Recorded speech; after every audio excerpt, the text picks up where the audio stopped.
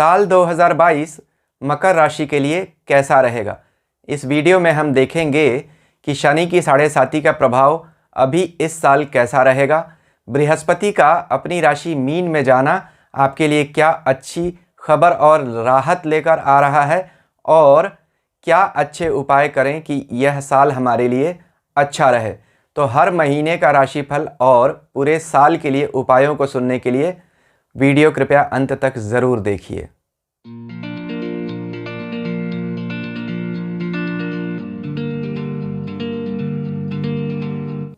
ओम नमः शिवाय। मैं अंशुमान आपका स्वागत करता हूं।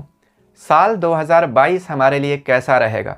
देखिए, इस साल का नंबर अंक ज्योतिष के अनुसार 2 + 2 + 2 = 6 शुक्र का नंबर आता है। शुक्र धन, व्यापार, व्यवसाय, प्रेम, विवाह, साझेदारी, ऐश्वर्य, भोग विलास, वाहन के ग्रह हैं। तो साल अच्छा रहेगा लगभग सभी के लिए। अब अलग अलग राशि वाले लोगों के लिए तो अलग अलग फल निश्चित रूप से आएंगे। साल महत्वपूर्ण भी है क्योंकि इस साल 4 बड़े ग्रह अपनी राशि परिवर्तित कर रहे हैं। राहु और केतु 12 अप्रैल को, बृहस्पति 13 अप्रैल को और शनि 29 अप्रैल को राशि बदल रहे हैं। हर साल ये 4 बड़े ग्रह राशि नहीं बदलते हैं, इसलिए जिस साल में राशि बदलें वह साल परिवर्तन का साल कहा जाता है।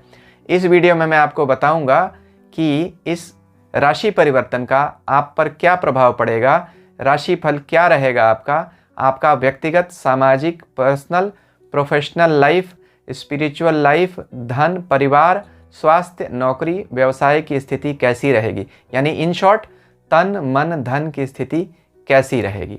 तो आइए सबसे पहले ईश्वर के नाम से स्वस्ति वाचन से शुरू करते हैं। तदैव लग्नम सुदिनम तदैव ताराबलम चंद्रबलम तदैव विद्याबलम दैव बलम तदैव लक्ष्मीपतिम तेम घृयुगम स्मरामि। यानी लग्न, दिन, तारा, चंद्रमा, देवता, विद्या सबका बल मिल जाता है जब हम श्री हरि के नाम से शुरू करते हैं। तो सबका श्री हरि कल्याण करें। क्या रहेगा इस साल आपका समय, इसको मैंने इस वीडियो में विस्तार से चर्चा की है।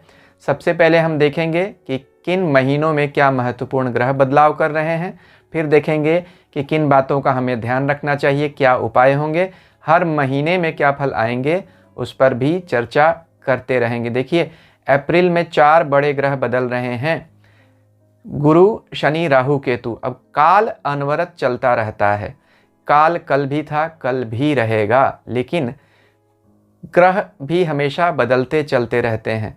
काल खंड कुछ ऐसा होता है समय का जब यह ग्रह प्रभाव तीव्र हो जाता है, इसे ट्रांजिशन टाइम कहते हैं। तो प्री और पोस्ट अप्रैल, यानी अप्रैल से पहले का महीना और अप्रैल के बाद के महीने को आप 2 हिस्से में बांट दीजिए। अप्रैल के बाद बड़े बदलाव होने वाले हैं राशि के लोगों को। देखिए, बड़े ग्रह जब राशि परिवर्तित करते हैं तो दूरगामी प्रभाव देते हैं, यानी गुरु, शनि, राहु, केतु एक राशि में अधिक समय तक रहते हैं तो उनका प्रभाव भी धीरे आता है और बहुत लंबे समय तक चलता है। बाकी जो 5 ग्रह हैं, सूर्य, चंद्र, मंगल, बुध और शुक्र, इन्हें इनर प्लैनेट कहते हैं, छोटे ग्रह हैं, इनका तात्कालिक प्रभाव होता है। तो जब भी हम राशि फल की बात करते हैं तो दूरगामी प्रभाव देने वाले बड़े ग्रह और तात्कालिक प्रभाव देने वाले छोटे ग्रह, इनको मिलाकर देखते हैं। प्लस आपकी अपनी महादशा अंतरदशा क्या चल रही है उससे भी इसे मिलाना चाहिए। तो मंथ वाइज यानी महीनेवार प्रेडिक्शन करने से पहले देख लेते हैं कि ग्रह कब राशि, नक्षत्र और गति बदल रहे हैं।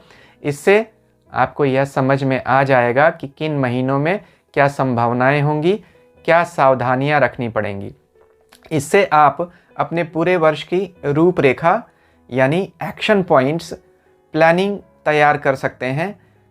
साथ में आप अपने जीवन साथी के भी गोचर का, राशिफल का ज़रूर विचार करें, उसका भी असर आता अवश्य है। जो लोग विवाहित हैं उनको इस बात का विचार करना पड़ेगा। जो लोग साझेदारी का काम करते हैं, बिजनेस पार्टनरशिप में मिलकर करते हैं, उन्हें अपने बिजनेस पार्टनर की भी राशि का विचार अवश्य रखना चाहिए। अभी तक अगर आपको मेरा वीडियो पसंद आ रहा है तो कृपया मेरे चैनल को सब्सक्राइब कर दीजिए और सब्सक्रिप्शन बटन के साथ लगी घंटी को भी ज़रूर दबा दीजिए ताकि आपको आगे भी ऐसे वीडियोस की लेटेस्ट नोटिफिकेशंस समय पर मिलती रहें। तो गुरु, शनि, राहु, केतु के राशि परिवर्तन और नक्षत्र परिवर्तन, वक्री और अस्त का विचार कर लेते हैं। इन दिनों के आसपास आपको साल में सावधानी रखनी पड़ेगी, संभावनाएं भी इसमें आ सकती हैं। तो गुरु सबसे पहले साल की शुरुआत से लेकर 12 अप्रैल तक कुंभ राशि में है, शनि की राशि में है। उसके बाद वह अपनी ही राशि मीन में जा रहे हैं, जहां वह साल के अंत तक रहेंगे। नक्षत्रों की अगर बात करें तो गुरु 2 जनवरी से लेकर 2 मार्च तक राहु के शतभिषा नक्षत्र में रहेंगे। 2 मार्च से लेकर 28 अप्रैल तक अपने ही नक्षत्र पूर्वा भाद्रपद में रहेंगे, अच्छा प्रभाव देंगे। और 28 अप्रैल से लेकर साल के अंत तक शनि के उत्तरा भाद्रपद नक्षत्र में रहेंगे। तो अधिकतर समय बृहस्पति राहु और शनि के नक्षत्रों में रहेंगे। वक्री होंगे 29 जुलाई से लेकर 24 नवंबर तक और अस्त रहेंगे 23 फरवरी से लेकर 27 मार्च तक। तो बृहस्पति जब वक्री और अस्त हों तो हमें अपने कार्यस्थल पर विचार अधिक रखना चाहिए, क्योंकि धर्म और धन के स्वामी होते हैं बृहस्पति। इनका विशेष विचार रखिए। जो आप निर्णय बड़े लेने वाले हैं, जो दूरगामी प्रभाव आएंगे, उन पर सावधानी रखिएगा।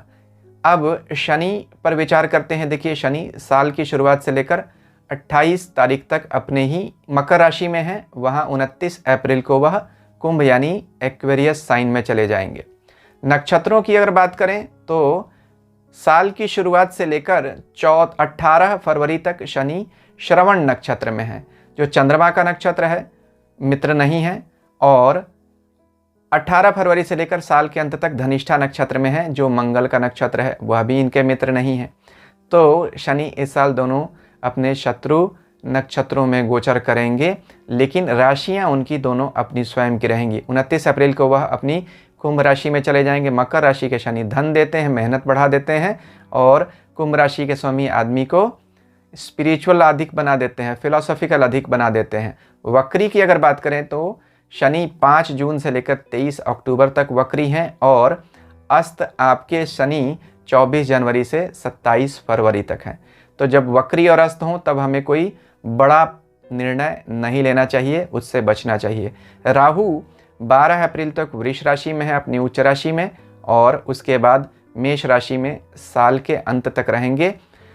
अगर नक्षत्रों की बात करें तो 14 जून तक राहु कृतिका नक्षत्र में है, सूर्य के अपने शत्रु के नक्षत्र में है। उसके बाद 14 जून से साल के अंत तक भरणी नक्षत्र में है। शुक्र जो उनके मित्र का नक्षत्र है, धन देते हैं इस नक्षत्र में राहु। केतु की बात करें तो केतु साल की शुरुआत से लेकर 12 अप्रैल तक वृश्चिक राशि में है। 12 अप्रैल से साल के अंत तक तुला राशि में रहेंगे। साल की शुरुआत से लेकर 8 फरवरी तक वह अनुराधा नक्षत्र में है। 8 फरवरी से लेकर 18 अक्टूबर तक विशाखा में है। अनुराधा शनि का नक्षत्र, विशाखा गुरु का नक्षत्र, और उसके बाद 18 अक्टूबर से साल के अंत तक स्वाति नक्षत्र में है, जो राहु का है।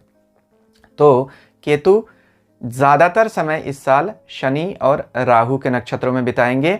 सेहत की समस्याएं केतु देंगे। शनि और राहु के नक्षत्र में बैठा हुआ केतु धन की और सेहत की समस्या दे सकता है, आपको सावधान रहना चाहिए। अब समस्या की बात हो रही है तो ग्रहण का भी विचार करना चाहिए। इस साल सूर्य ग्रहण होगा 30 अप्रैल को मेष राशि में और 25 अक्टूबर को तुला राशि में। वहीं चंद्र ग्रहण 16 मई को तुला राशि में होगा और 8 नवंबर को मेष राशि में होगा। तो मेष और तुला का ये पहला और 7वां जो है एक्सिस बना हुआ है। जिस भी राशि वाले लोगों को यह जहाँ जहाँ भाव आएंगे उन भाव से जुड़ी हुई बातों में सतर्कता रखनी चाहिए। सावधानी इस बात की रखनी है कि आपको अपने गोचर के साथ अपनी महादशा और अंतरदशा का भी ज़रूर विचार करना चाहिए। इतना आप नहीं करना चाहते हैं तो फिर आप अपना राशिफल सुन लीजिए। इस राशिफल के अंत में मैं उपाय भी बता दूंगा कि क्या उपाय करते हैं। तो महीनेवार राशिफल, हर महीने में किन तारीखों को हमें क्या सावधानियां रखनी है, ग्रह कैसे बदल रहे हैं और उनका क्या प्रभाव हर महीने का आ रहा है, इससे अब शुरुआत करते हैं। मकर राशि के लिए शनि की 7.5 का तीसरा चरण शुरू हो रहा है। शनि तीसरे चरण में पैरों पर आ जाते हैं। मेरे गुरुदेव हमेशा कहते थे कि शनि जब पैरों पर आ जाते हैं तो वह प्रसन्न हो जाते हैं और जाते हुए शनि सबको कुछ न कुछ देकर ही जाते हैं। तो अब आपको राहत मिलने की शुरुआत हो जाएगी। वहीं बृहस्पति तीसरे भाव में अपनी ही राशि से गोचर करेंगे पराक्रम भाव में, तो आपको पराक्रम बढ़ेगा। राहु और केतु सुख और कर्म के भावों से गोचर करेंगे। तो अब देखते हैं कि शनि हर महीने में क्या परिणाम देंगे और उनका बाकी ग्रहों से क्या संबंध होगा, आपके कर्म के, जीवन साथी के, संतान के और भाग्य के भावों की क्या दशा दिशा रहेगी और हर महीने में आपको क्या परिणाम मिलेंगे। तो शुरुआत शनि से ही करते हैं। देखिए, शनि आपकी राशि पर चल रहे हैं, यानी 7.5 आपकी चल रही है। तो अब करोड़ों लोग होते हैं एक ही राशि के, न तो शनि सबका अच्छा करेंगे न सबका बुरा। आपकी व्यक्तिगत कुंडली पर भी बहुत कुछ निर्भर करता है। तो आप देखिए कि आपके शनि आपकी कुंडली में कैसे हैं। जो प्रभाव आ रहे हैं अभी जो मैं बोलूँगा वह तो सभी पर कमोबेश आएंगे ही, लेकिन उनमें कमी और अधिकता हो जाएगी आपकी अपनी कुंडली में शनि की स्थिति के अनुसार। तो देखिए, शनि जब मकर राशि में होते हैं तो शश नाम का राजयोग बनाते हैं। अगर आपकी कुंडली में शनि अच्छे होंगे तो आपको बहुत अच्छा परिणाम भी देंगे। नरेंद्र मोदी अपनी शनि की 7.5 में प्रधानमंत्री बन गए। तो शनि की 7.5 सबके लिए बुरा नहीं होती है। देखिए आपकी कुंडली में कैसे हैं। यह शश राजयोग क्या करता है, अभी आप स्क्रीनशॉट देख रहे होंगे एक वीडियो का जो मैंने बनाया है। इस वीडियो की समाप्ति पर मैं इस वीडियो का भी लिंक दे दूंगा। वीडियो समाप्त होने पर आपको दिख जाएगा, आप चाहें तो उसे देख सकते हैं। Saturn is examiner, evaluator, hard task master. देखिए, किसी के भी जीवन में अधिकतम 3 7.5 आ सकती है। नॉर्मली पहली 7.5 स्वभाव, दूसरी हमारे समाज में प्रभाव और तीसरी स्वास्थ्य पर प्रभाव डालती है। यानी पहली 7.5 किसी के भी जीवन में लगभग जब वह पैदा होता है उससे 25 वर्षों के अंदर में आ जाती है, दूसरी 25 से 50 और तीसरी 50 के बाद आती है। तो पहली 7.5 में आदमी का मेंटल मेकअप यानी हैबिट्स बनती हैं, दूसरी में उसका करियर और सोशल स्टैंडिंग पर प्रभाव आता है और तीसरी 7.5 एज एंड लॉन्जिविटी को प्रभावित करती है। तो अभी 7.5 मान लीजिए मकर राशि के हर व्यक्ति की चल रही है। आपके लिए शनि का क्या प्रभाव होगा, आप अपना एज ग्रुप देख लीजिए, उसके हिसाब से जो बातें मैंने कही उन पर अधिक प्रभाव पड़ेगा। तो जान लीजिए कि जिनकी शनि की दूसरी 7.5 चल रही है जीवन की, अधिकतर उन लोगों के व्यापार व्यवसाय में परिवर्तन हो जाता है। शनि का मेरा अपना अनुभव मैंने देखा है कई लोगों की कुंडली में कि जब शनि दूसरे 7.5 में आता है, यानी जीवन की जब दूसरी 7.5 होती है तो लोग काम धंधा बदल लेते हैं। बहुत सारे लोग जो नौकरी कर रहे होते हैं बिजनेस की तरफ चले जाते हैं, जो बिज़नेस कर रहे होते हैं या तो अपना बिज़नेस बंद कर देते हैं या बढ़ा लेते हैं या नौकरी की तरफ चले जाते हैं। तो कोई बड़ा बदलाव आपके कार्य क्षेत्र में होता है। तो यहाँ इसीलिए शनि की ढैया और 7.5 में शनि हमारे दूसरे, छठे और 10वें भावों पर प्रभाव डालता है। ये तीनों कर्म के भाव हैं। अगर आप ध्यान से देखेंगे तो शनि 7.5 और ढैया में इन तीनों भावों पर दृष्टि या स्थिति रखता है, इसीलिए हमारे करियर में प्रभाव डालता है शनि। अब देखिए कि साल की शुरुआत से लेकर 29 अप्रैल तक शनि पहले भाव में ही रहेंगे आपके, यानी मकर राशि में ही। जब शनि राशि के ऊपर से गुजरते हैं तो स्थितियां स्लो डाउन की तरफ चली जाती हैं, यानी चीज़ें उतनी तेज़ी से आगे नहीं बढ़ पाती हैं जितना हम सोचते हैं। हालांकि शनि यहाँ अपनी ही राशि में है, लेकिन शनि का स्वभाव स्लो काम करने का है। शनि बहुत लंबे परियोजना के ग्रह हैं, यानी कि जो काम आप रिसर्च की तरह करना चाहते हैं जिसमें बहुत अधिक समय लगता है, उनके लिए शनि सर्वश्रेष्ठ हैं। जो काम आप तुरंत हासिल कर तुरंत उसका परिणाम लेना चाहते हैं, उसके लिए शनि अच्छे नहीं है। उसके लिए आपको मंगल के शरण में जाना पड़ेगा। तो पहले आपके चूँकि शनि चल रहे हैं इसलिए स्लो डाउन आपको अभी देखने में मिल रहा है। यहाँ देखिए कि 24 जनवरी से लेकर 27 फरवरी तक शनि अस्त भी रहेंगे। तो आपकी कुंडली में यानी मकर राशि वाले लोगों के लिए शनि उनकी राशि के स्वामी और दूसरे धन भाव के स्वामी बनते हैं। तो सेहत और धन व कुटुंब को प्रभावित करते हैं। तो सावधान रहिएगा, इस समय में आपको अपने स्वास्थ्य और अपने परिवार में किसी तरह की परिस्थिति से बचना पड़ेगा। खासतौर पर बीमारी पर खर्च हो सकता है, यह आपको चिंता शनि देते हैं। शनि बीमारियों पर अधिक खर्च कराते हैं। किसी को भी अगर अपने जीवन में बीमारियों पर अधिक खर्च करना पड़ रहा है तो निश्चित बात है उसकी कुंडली में शनि की स्थिति अच्छी नहीं है। अब यहाँ नक्षत्रों की अगर बात करें तो 18 फरवरी तक शनि श्रवण नक्षत्र में रहेंगे, जो चंद्रमा का नक्षत्र है। चंद्रमा आपकी राशि के 7वें भाव के स्वामी हैं, यानी जीवन साथी और व्यापार। तो यहाँ अच्छा यह गोचर हो रहा है। हालांकि चीज़ें स्लो हैं लेकिन अच्छी ज़रूर हैं। उसके बाद भी अगर देखा जाए तो शनि 18 फरवरी से लेकर इस साल के अंत तक धनिष्ठा नक्षत्र में गोचर करेंगे, जो मंगल का नक्षत्र है। मंगल आपकी कुंडली में चौथे और 11वें भाव के मालिक हैं। चौथा भाव सुख भाव, प्रॉपर्टी का भाव, और 11वां भाव इनकम का भाव। तो जो लोग भी प्रॉपर्टी से जुड़ा हुआ काम करते हैं उनके लिए बहुत अच्छा है, या कोई भी ऐसा काम करते हैं जो इंजीनियरिंग एंड टेक्नोलॉजी से जुड़ा हुआ है उनके लिए बहुत अच्छा है। ठेकेदारी का काम करते हैं, बहुत ही अच्छा है। तो यहाँ शनि के नक्षत्रों की स्थिति इस साल बहुत अच्छी हो रही है। अगर हम देखें तो 29 अप्रैल को शनि कुंभ राशि में चले जाएंगे, जो आपकी राशि से द्वितीय भाव में आती है, यानी धन और कुटुंब और अपनी ही राशि है। तो यह अच्छा गोचर होगा शनि का। राशि के स्वामी अपनी दूसरी राशि में जा रहे हैं, जो उनकी अच्छी राशि है, श्रेष्ठ राशि है। यहाँ शनि बहुत फिलोसॉफिकल हो जाते हैं, यानी आध्यात्मिक राशि है कुंभ राशि। अच्छी बात है, आपके मन में धैर्य, सहनशीलता व धर्म आध्यात्म के प्रति रुचि बढ़ेगी। और जैसा मैंने कहा था, साढ़े साती के तीसरे चरण की भी शुरुआत हो जाएगी। तो एक तो शनि का अच्छी अपनी ही राशि में जाना और साढ़े साती के तीसरे चरण की शुरुआत अच्छी बात लगती है। यहाँ से शनि बहुत अच्छा परिणाम देंगे।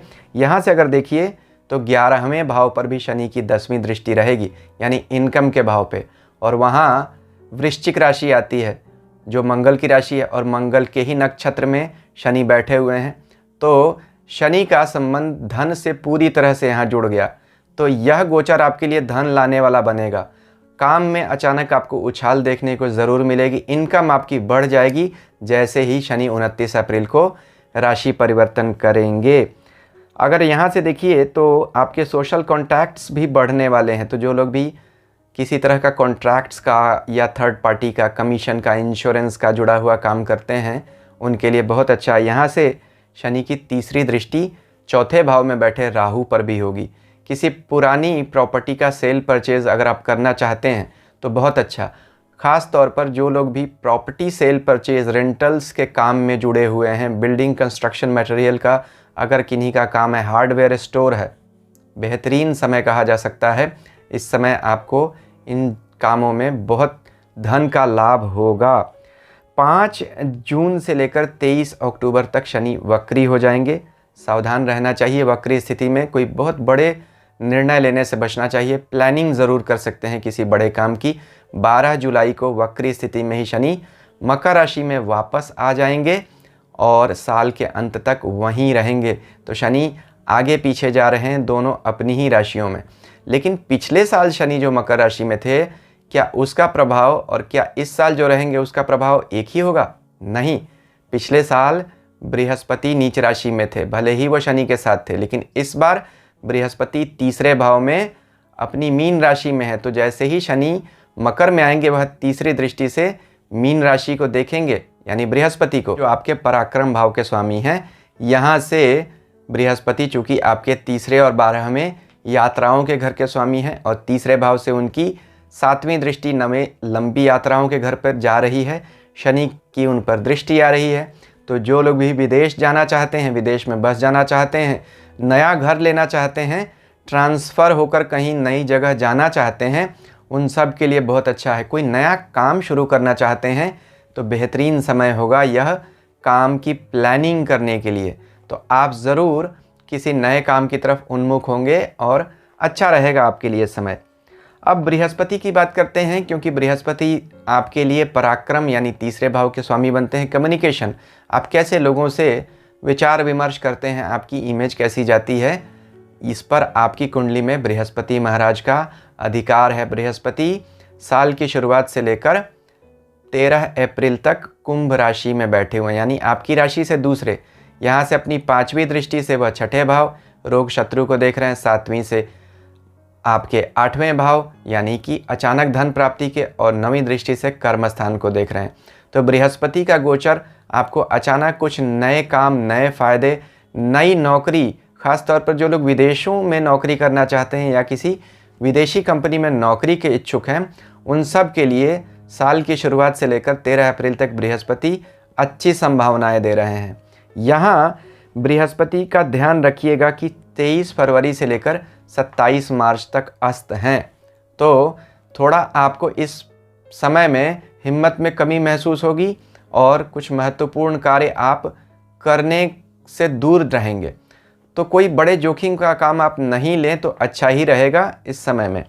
13 अप्रैल को जैसे ही बृहस्पति मीन राशि में चले जाएंगे, यानी पराक्रम, तीसरे भाव के स्वामी, कम्युनिकेशन के घर के स्वामी, नई शुरुआत के स्वामी बृहस्पति जब तीसरे भाव में अपनी ही राशि पे आ जाएंगे, उस पर राशि के स्वामी शनि की दृष्टि भी आ जाएगी और वहाँ से जब वह अपने 7वीं दृष्टि से 9वें भाव को देखेंगे और 5वीं दृष्टि से आपके 7वें भाव को देखेंगे और 9वीं दृष्टि से 11वें भाव को देखेंगे, तो इन तीनों भावों में आपको वृद्धि होगी। 7वां यानी विवाह का, तो शनि की भी दृष्टि होगी 7वें भाव पे मकर राशि से और बृहस्पति की भी दृष्टि होगी, तो बहुत सारे मकर राशि के लोगों का मई या उसके बाद शादी होने का संयोग दिखता है। व्यापार में भी उछाल होगा, लंबी यात्रा के योग बनते हैं अप्रैल के बाद और इनकम में वृद्धि तो दिखाई ही दे रही है स्पष्ट रूप से, क्योंकि शनि भी आपके आय के साधनों में वृद्धि दे रहे हैं और बृहस्पति की दृष्टि से भी आपकी इनकम बढ़ रही है। तो बृहस्पति और शनि दोनों का गोचर अगर देखा जाए तो बहुत ही अच्छा हो रहा है। तो यहाँ बहुत अच्छी बात है कि शनि और गुरु आपके लिए अच्छे हैं, तो पिछले साल से यह साल बहुत अच्छा रहेगा। राहु पर अगर विचार करें हम तो 12 अप्रैल तक राहु 5वें भाव में उच्च राशि में बैठे हुए हैं आपके। राहु आपकी राशि के स्वामी शनि के मित्र हैं।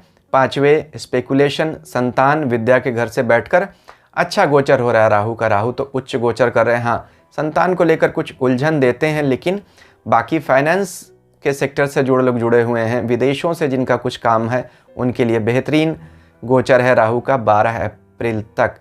12 अप्रैल को राहु आपके चौथे भाव से गोचर करेंगे मेष राशि से। अब मेष में जब राहु गोचर करते हैं तो उनके मित्र की राशि तो नहीं है और चौथा भाव हमारे हृदय को दिखाता है, तो राहु का हृदय के स्थान से गुजरना हृदय में चिंताएं लाता है। राहु भय का कारक है, तो आपको अनायास का भय होगा या बहुत ज़्यादा आप संकोच में रहेंगे। किसी काम को शुरू करने में आप बहुत ऊहापोह दिखाएंगे। लेकिन यहाँ चौथे घर में बैठा हुआ राहु बहुत एम्बिशंस देता है, क्योंकि राहु इच्छाओं का ग्रह है। चौथा घर मन को दिखाता है, तो इच्छाएं आपके मन में बहुत ज़्यादा बढ़ जाएंगी। यहाँ राहु माया को दिखाता है, तो माया का प्रभाव तो आप पर बढ़ने वाला है। धन की माया का प्रभाव बढ़ेगा। धन शनि गुरु दे रहे हैं और राहु उसकी इच्छा दे रहा है आपको, अच्छी बात है। यहाँ लेकिन ग्रहण भी होगा चौथे भाव में और माँ का भी घर होता है, तो माँ और मन ग्रहण के प्रभाव में आ जाएंगे इस साल। कब और कैसे वो मैं आगे आपको बता दूंगा। केतु का अगर देखा जाए तो केतु का गोचर आपके 12 अप्रैल तक वृश्चिक यानी उच्च राशि से आपके 11वें धन भाव में हो रहा है। केतु जब धन भाव से गोचर करते हैं तो बहुत प्रयास से धन प्राप्ति दिखाते हैं।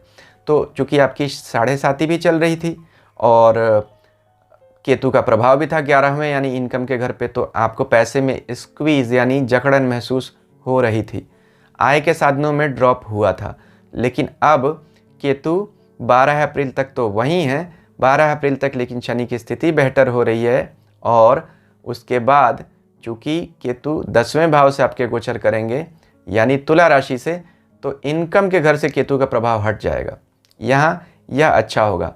शनि की इसके बाद 10वीं दृष्टि भी केतु पर चली जाएगी, तो शनि और केतु कर्म क्षेत्र में चेंज दिखाते हैं। यह तो साफ साफ दिख रहा है। आपके 10वें कर्म स्थान में केतु आ रहे हैं। केतु भी उलझन के ग्रह हैं, केतु कन्फ्यूज़न के प्लैनेट हैं और अचानक बदलाव देने वाले हैं।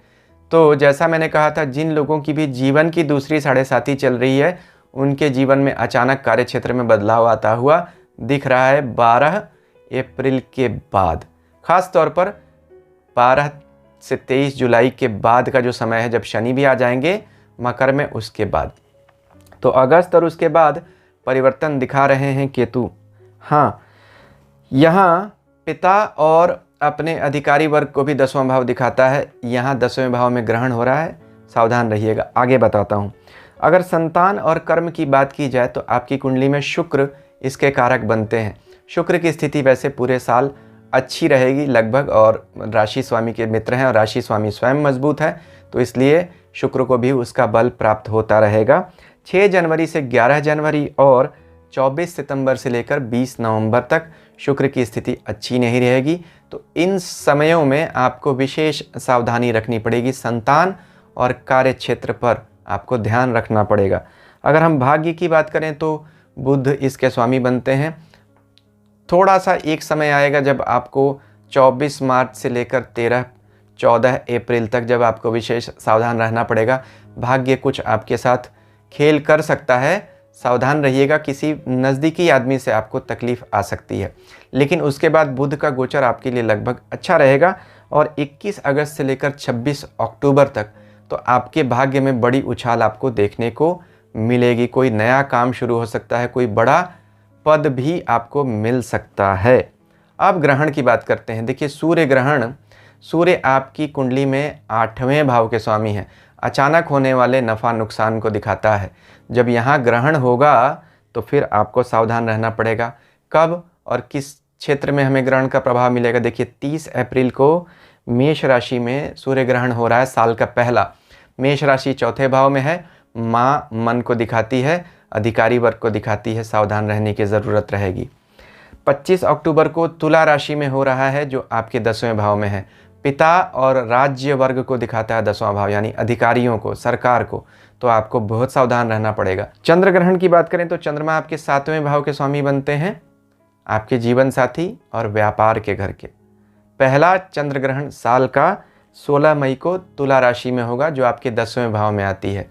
फिर कर्म क्षेत्र पर ग्रहण, मन पर ग्रहण, और दूसरा चंद्र ग्रहण आपके 8 नवंबर को मेष राशि में होगा, जो आपके 4थे भाव में आती है। मन और माँ, और चंद्रमा चूँकि माँ का ग्रह है, इसलिए माता को लेकर आपको ज़्यादा तकलीफ़ हो सकती है।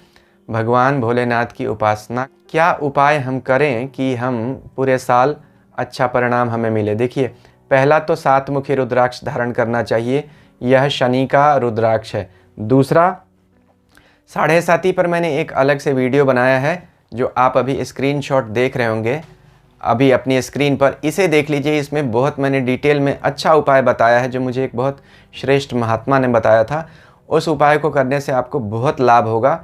यहाँ मैं इसलिए नहीं दे रहा हूँ कि वीडियो बहुत लंबा हो जाएगा। आप यह उपाय देख लीजिए, आपके लिए अच्छा रहेगा। सदा भवानी दाहिने, सन्मुख रहें गणेश, पंचदेव रक्षा करें ब्रह्मा विष्णु महेश। हरिओम।